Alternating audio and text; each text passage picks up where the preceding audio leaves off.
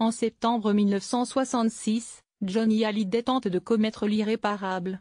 Quelques jours plus tôt, le rocker est devenu papa pour la première fois, à l'âge de 23 ans. Dans son livre Entre l'ombre et la lumière, paru aux éditions XO Éditions, Sylvie Vartan raconte la naissance de David Hallyday. Le 14 août 1966, leur fils naît à Boulogne-Billancourt, près de Paris. Une période très sombre de la vie du couple, entachée par les démons du chanteur, qui fait une tentative de suicide. On vivait une relation passionnelle, on voulait tous les deux avoir un enfant, mais peut-être Johnny était-il trop jeune et pas tout à fait prêt à être père, alors que moi j'étais déjà une vieille âme par rapport à lui, a confié Sylvie Vartan dans le magazine Gala paru ce mercredi 4 avril. Pour la naissance de son fils aîné, Johnny Hallyday n'est pas aux côtés de Sylvie, son épouse à l'époque. Le rocker, décédé dans la nuit du 5 au 6 décembre à l'âge de 74 ans, enchaîne les concerts, comme un besoin, une nécessité plutôt que de se concentrer sur sa paternité. Il n'avait jamais connu ça dans son enfance, s'est souvenu Sylvie Vartan,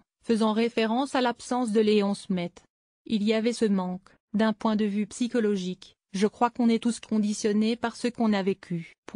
Johnny était quelqu'un de profond, mais porteur d'un mal-être. L'absence de son père a pesé sur Johnny Hallyday. À Paris Match, il confiait en 2011, « J'ai un seul regret, ne pas avoir réussi mon chemin avec mon père. Ça m'a poursuivi jusqu'au jour où il est mort.